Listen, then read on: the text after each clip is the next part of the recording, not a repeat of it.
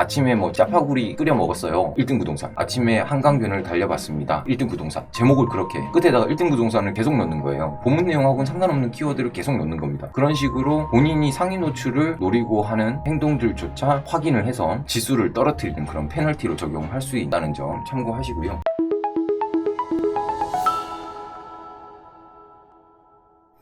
안녕하세요. 네이버 블로그 속성 가해를 해드리는 AMPN 글로벌의 관리실 너구리 한진호 과장입니다. 오늘은 마지막 강의로 저품질 탈출하기라는 내용으로 교육을 준비해 보았습니다. 제 교육은 전체 10강이었고요. 오늘 마지막 강의 저품질 탈출하는 방법에 대해서 설명드리도록 하겠습니다. 블로그 저품질이 무엇이고 그 원인이 무엇이며 확인하는 방법 그리고 저품질을 탈출하는 방법에 대해서 설명드리고자 합니다. 블로그는 텍스트 기반으로 검색을 통해서 상위 노출이 되고 로직을 통해서 운영되는 그런 플랫폼인데 여기서 이제 검색을 했을 때 상위에 노출되지 않고 검색에서 누락되고 이런 현상들이 반복이 되면서 과거의 글들에도 검색이 누락돼 버리는 그런 현상을 블로그 저품질이라고 하는데 네이버에서 말하는 그 C랭크 품질 지수라는 게 있습니다. 공개를 하고는 있지 않지만 네 블로그가 몇 점이니까 안정적이야, 감점 먹어도 괜찮아 이런 점수를 알려주진 않습니다. 그렇지만 이 점수가 어느 정도 이하가 됐을 때는 검색에서 누락을 시켜버리는 그런 현상이 발생하게 되는데 이렇게 블로그를 운영하세요 라는 공식적으로 안내되어 있는 블로그 사이트가 따로 있는데 거기서 하지 말라는 행동들을 여러 번 반복하시다 보면 검색에서 누락되고 과거의 글들까지도 그 지수로 인해서 검색에서 모두 누락이 돼버리는 그런 현상을 보실 수 있습니다. 저 같은 경우는 광고성 글 같은 걸 대신 써주면서 금지 키워드를 몇 번 썼더니 저품질에 빠지게 됐어요. 최근 글부터 일주일 단위로 검색에서 날아가기 시작하면서 5개월, 6개월 정도가 반복이 됐습니다. 그래서 블로그 차트라는 사이트에서 제가 가지고 있던 당시 유효 키워드만 400개였는데 차츰차츰 떨어지기 시작해서 마지막에 5개월 지났을 때는 0이 될 때까지 떨어졌었고요. 그리고 0이 된 순간부터 한 3주 정도 지나니까 다시 유효 키워드가 살아나더라고요. 그러면서 블로그가 저품질에서 자동적으로 탈출하는 과정을 겪었는데 저 같은 경우는 이 과정 자체를 어떻게 하면 탈출할 수 있을까 보다는 어떻게 회피하는 그런 전략을 펼쳤고 저품질을 탈출했던 제 경험을 한 번 더 설명드리도록 하겠습니다. C랭크 로직이 품질 지수와 영향이 있다면 다이아 로직으로 상위 노출하면 되는 거 아닌가요? 하실 수 있는데 품질 지수가 낮으면 다이아 로직으로도 상위 노출할 수가 없습니다. 과거에 좋았던 글조차도 노출이 안 되기 때문에 같이 반영된다는 점 참고하시면 좋겠습니다. 다음으로 블로그 저품질의 원인인데요. 블로그 저품질이 되는 원인은 앞에서도 말씀드렸듯이 네이버에서 하지 말라는 행동들을 반복적으로 하시면 블로그 지수가 낮아지면서 저품질로 떨어지게 되는데 하지 말라는 행동들의 대표적인 것들을 몇 개 설명드리도록 하겠습니다. 첫 번째로 동일 키워드 이미지의 반복인데요. 일단은 유사 문서라는 게 있어요. 70% 이상의 본문 내용이 동일하면 유사 문서로 인해서 검색에서 누락되는 그런 현상이 있는데 그거는 글 하나가 그렇게 영향을 미치는 건데 일단은 지수가 많이 안 좋아져서 저품질로 떨어질 경우에는 그 유사 문서로 인한 검색 누락하고는 조금 다릅니다. 과거의 글들도 최근 글부터 해서 쭉 없어지는 그런 현상을 겪게 되는데 동일 키워드의 반복이란 거는 본인이 가지고 있는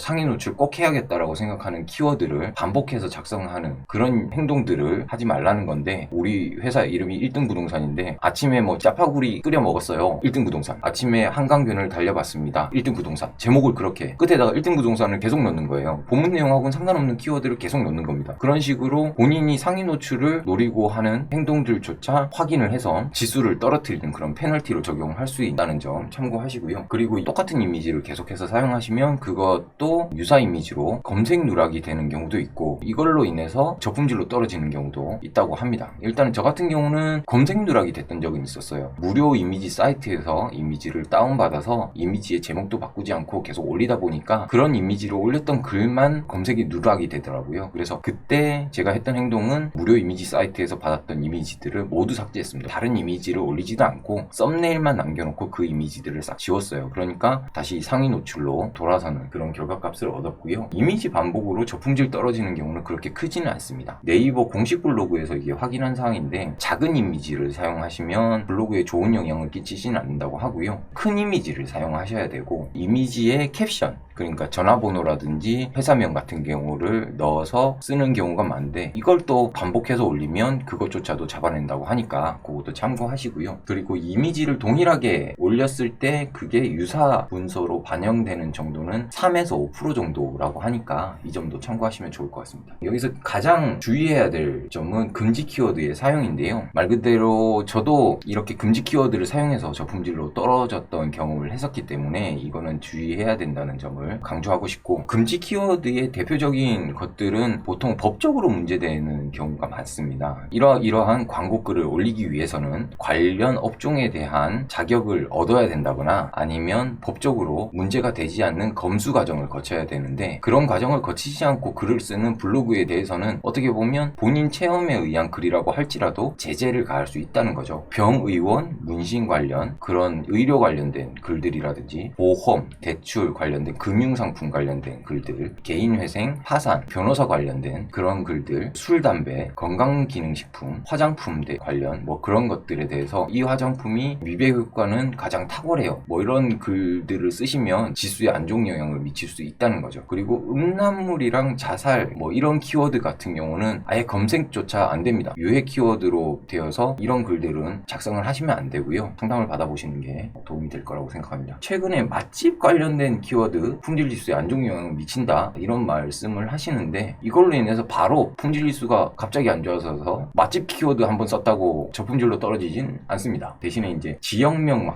맛집이라는 키워드를 너무 많이 쓰시니까 그 부분에 대해서 홍보성으로 반복해서 쓰시면 안 된다는 점 참고하시면 좋을 것 같습니다. 홍보성 광고글의 반복이라고 해놨는데 이게 무슨 의미냐면, 네이버 같은 경우는 광고로 인해서 돈을 버는 그런 플랫폼을 가지고 있습니다. SA 광고라든지 DA 광고라든지 그런 광고로 인해서 회사가 운영되는 체계인데, 네이버한테 수수료를 내고 블로그 글을 쓰지 않기 때문에 체험단이라든지 기자단이라든지 이런 걸 갖다가 돈을 받고 블로그를 써주고 하는 이런 행동 자체가 네이버한테는 딱히 도움이 되진 않는 거죠. 그래서 이런 광고성, 홍보성 글을 너무 반복적으로 많이 쓰시면 일단은 네이버가 그런 우수 컨텐츠라고 보지 않기 때문에 이거에 대한 페널티를 준다는 겁니다. 한두 개 쓰시는 거 괜찮아요. 근데 반복적으로 쓰시는 경우가 저품질로 가는 지름길이 될 수 있는데, 그 기준이 무엇이냐 했을 때 저 같은 경우는 예전에 체험단이나 기자단 이런 활동을 했을 때도 1:1 비율로 광고글을 하나 쓰면 내가 쓴 글은 하나 정도는 꼭 쓰자라고 했었고, 그리고 추가로 말씀드리고 싶은 거는 일단 하나의 광고성 글을 쓰시면 본인 카테고리에 맞는 글을 2개 정도는 쓰시라, 그 말씀을 드리고 싶어요. 보통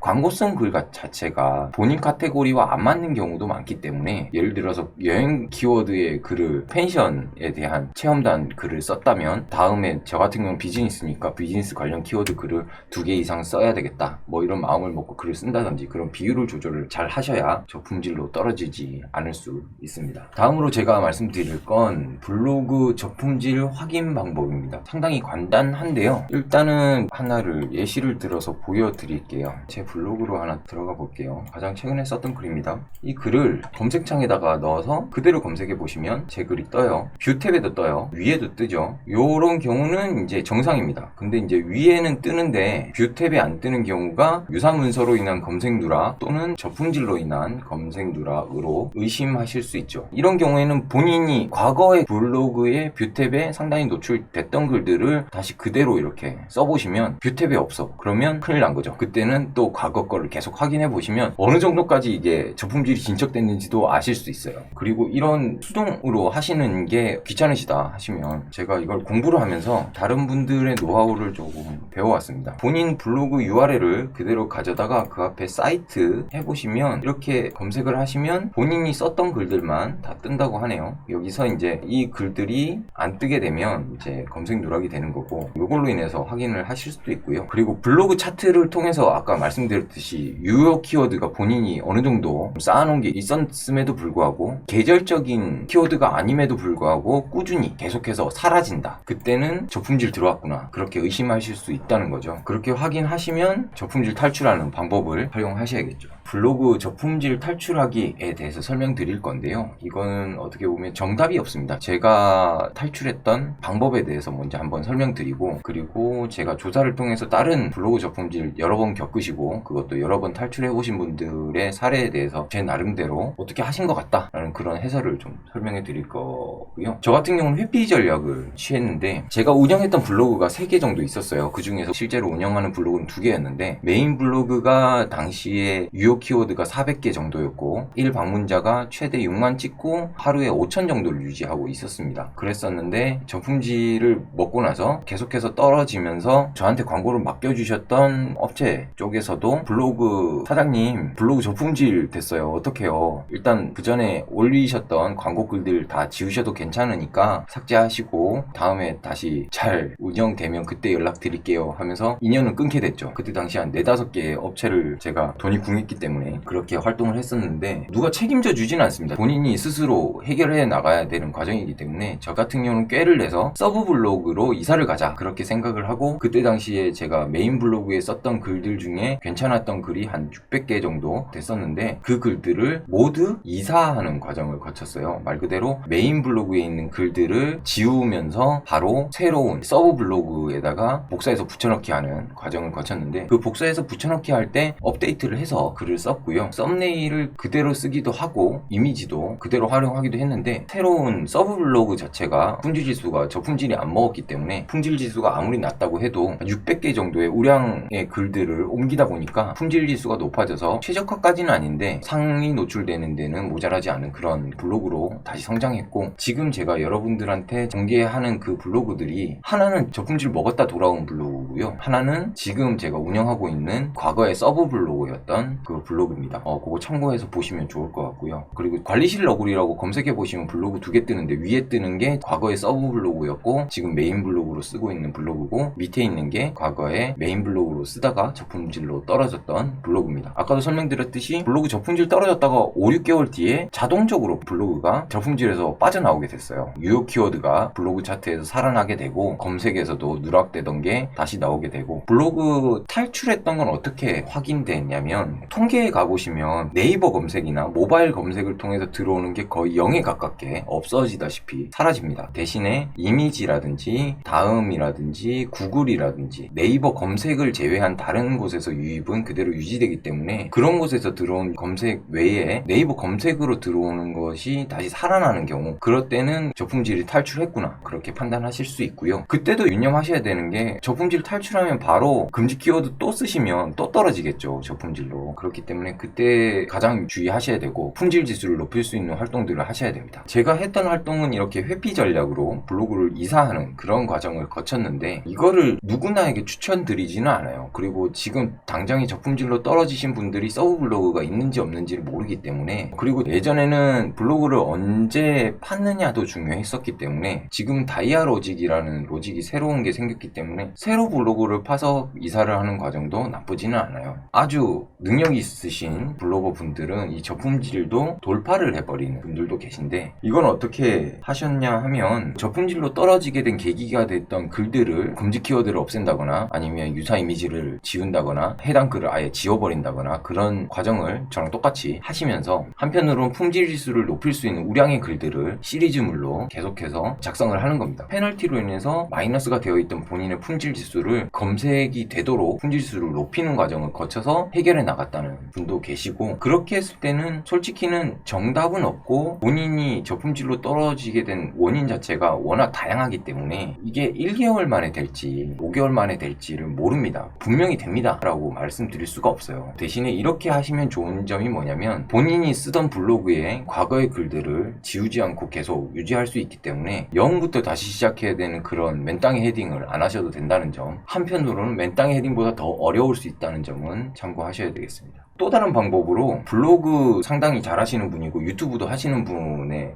방법인데, 수용 전략이라고 저는 썼습니다. 네이버 검색이나 그런 걸 없이도 본인이 들어올 수 있는 유입량을 늘릴 수 있는 방법이 있다면, 그 방법을 통해서 내 블로그에 대한 유입량을 상당히 늘리면 품질 지수와는 또 다르게 조회수가 상당히 높은 것 때문에 다시 저품질을 탈출을 할 수 있다라는 그런 얘기를 하시더라고요. 저품질임에도 불구하고 네이버 메인을 노리는 글을 글을 작성한다거나, 예를 들어 중국 관련 글을 쓰시는 경우는 네이버 메인 노출이 쉬운 걸로 알고 있어요. 굳이 중국 관련 글을 쓰라는 건 아닌데 본인이 쓰고 있는 카테고리 내에서 메인에 뜨는 그런 글들을 분석하셔서 본인이 쓰는 카테고리에서 메인을 노려본다거나, 아니면 저같이 이미지 검색을 통해서 들어오는 걸 노려본다거나, 동영상을 통해서 유입을 늘린다거나, 본인의 서브 블로그 아니면 유튜브 다른 컨텐츠를 통해서 링크 값을 통해서 내 블로그를 홍보해서 들어와서 보셨을 때 내가 가지고 있는 우량의 시리즈물을 보게 함으로써 조회수를 늘리는 방식으로 유입자 수를 늘려서 저품질을 탈출하는 이런 방법이 있다고 합니다. 아무나 할 수 있는 방법이 아니라고 생각해요. 저는 글도 엄청 잘 쓰셔야 되고, 저 같은 경우는 네이버 메인에 걸려본 적이 없기 때문에 네이버 메인을 어떻게 해서 쓰시라 할 수 있는 그런 입장이 아니다 보니까 절대 추천드리지 않는 방법입니다. 제가 추천드리는 방법은 품질지수 좋아질 만한 글을 작성하면서 시간을 계속해서 기다리시면 어느 순간에는 저품질을 면할 수 있다. 그게 첫 번째고, 두 번째는 저같이 처음부터 다시 시작하시면서 그 전에 작성했던 좋았던 글들을 이전을 하시면서 블로그를 새로 파서 다시 키우시라, 그런 말씀을 드리고 싶고요. 이상으로 제 교육은 10강까지 마무리하고요. 키워드를 검색했을 때 여러분들이 질문사항이나 궁금해할 만한 사항들에 단답형으로 질문해 드릴 수 있는 만한 그런 좋은 컨텐츠가 있다면 블로그 강의를 새로 컨텐츠를 가지고 여러분들을 찾아뵙도록 하겠습니다. 지금 처음으로 보셨던 분들은 앞서 강의했던 내용들 중에도 좋은 내용이 많으니까 참고하셔서 블로그를 키우는 데 도움이 되셨으면 좋겠습니다. 이상으로 AMPN 글로벌의 관리실 너구리 한진호 과장이었습니다. 감사합니다.